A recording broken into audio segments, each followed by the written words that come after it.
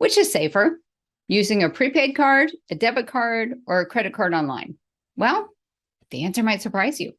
Lately, I've come across more than one article suggesting that people are using prepaid cards online as opposed to debit cards.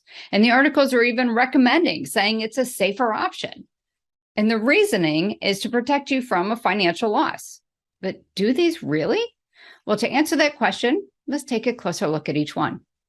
First, let's look at debit cards or debit/credit cards. That's the one where you can use it as a debit card, like to take money out at an ATM, but it also has a MasterCard or Visa emblem on it, so you can use it just like you'd use a credit card anywhere else that you might be shopping. But debit cards and debit credit cards, so let's just for simplicity's sake call it debit cards and credit cards.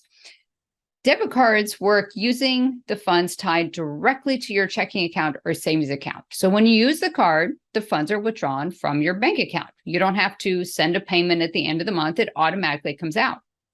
Now, if you're going to use a regular credit card, like the traditional ones, well, when you use it, a debt is created that must be paid back. They send you a bill at the end of the month, and then you have to pay the bill. So the credit card company basically is loaning you the money for the purchase with you paying it back. So again, real quick, let's kind of recap. A debit card is tied directly to your bank account, meaning when you use it, the funds are taken out automatically. A credit card, when you use it, a loan is created from the credit company that you must pay back that loan. If you have a debit/credit card, meaning a debit card that has a Visa or MasterCard logo on it that you can use just like a credit card, the money is taken directly out of your account. There is no loan created. It's just like using a credit card, but instead of having to pay the bill at the end of the month, it's taken right out of your bank account. So I just wanted to get that clear before we talk about what prepaid cards can do. So again, those are tied directly to either your bank account or a loan is created. Now, with prepaid cards, they're like debit cards, except instead of pulling the funds from your checking or savings account, it pulls from another account, an account that you've put money into. So you open an account, you put the money into it, and it takes the funds out of that every time you use that card. So if you buy something online for $100 and you have $150 in this account, well, the most you can spend is $150. And when you take $100 left, there's only $50 left. That's all you can spend. Otherwise, you have to replenish that account again. So it's almost similar to how it works with the bank account, except for you're limiting or putting a max on the amount of money that's available. Because of that, some people believe that you're limiting your financial risk because you can only lose up to the amount of money that's in this separate account. But is it really better protection? Well, no. And here's why. There are laws in place to protect you from fraudulent transactions in bank accounts and also with credit accounts, but they don't apply to prepaid debit cards. So any funds that are stolen, meaning a fraudulent transaction that occurs online using a prepaid debit card, that money's gone for good. You're not going to get it back. So even though you might set it up where there's only $150 in that account, you could lose all $150. Now, let's take that same example if you used a debit credit card, meaning one where the money comes out of your bank. Well, if there's a fraudulent transaction for $150, the money's going to come out of your bank account. But because of federal law, you can dispute it. And when you dispute it, the bank's going to realize it was a fraudulent transaction. That money's going to be put back into your account. You're going to be made whole. That doesn't happen with a prepaid debit card. Now, the laws I'm referring to, there are two of them. The one is the Electronic Funds Transfer Act. That stipulates the maximum number of days you have to report a discrepancy on your bank account or to report a stolen ATM debit card to reduce your limit of liability. Now, what the law says that you have between 30 to 60 days to report that fraudulent transaction to the bank in order for you to be covered by this federal law.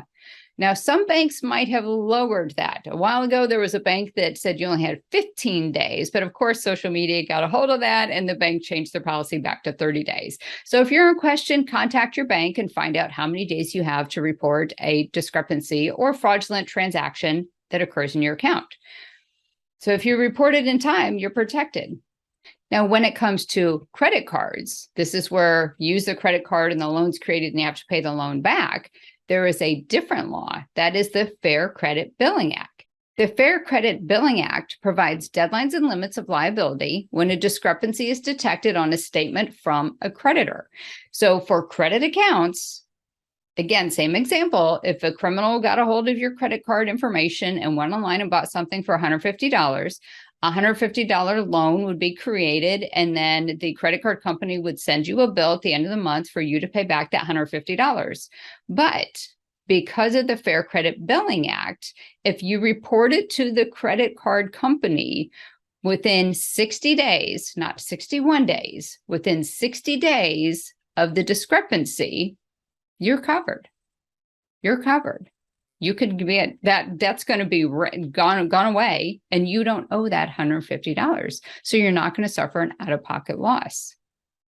Now, another thing to know about the Fair Credit Billing Act is that the law limits your liability to $50 for unauthorized charges. However, the $50 liability doesn't apply if you're in possession of your credit card. That means your card wasn't stolen. So if somebody got a hold of your number and they're using it online and you still have your credit card in your wallet, you just dropped your liability from $50 down to $0. Yeah. If you used a prepaid debit card and that $150 was compromised, that's gone. You're not getting it back. So as you can see, a prepaid debit card is not the best option to use when shopping online. So here are a few tips to remember. A credit card offers you the best protection against fraudulent transactions. Why? Because the money never comes out of your bank account. It's a debt that's created, and then you dispute it, and the debt goes away. And you could have up to 0%, or you could have $0 amount liability if the card is still in your possession. So a credit card is the best one to use online.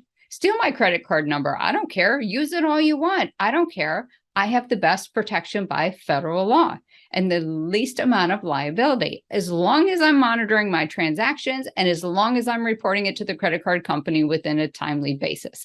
Now, that doesn't mean I should be giving my card away willy-nilly, my number to everybody, because then I'm culpable for some of those transactions. But if you protect your credit card and do things like you're supposed to do, then the law is going to apply to you.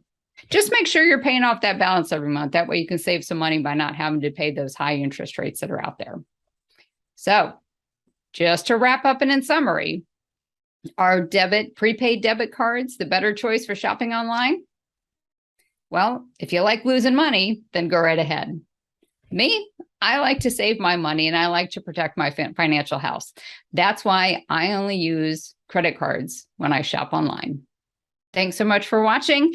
If you want to check out more videos, go ahead and subscribe to this channel, and that way you can get notified every time a new video is released. Thanks for watching.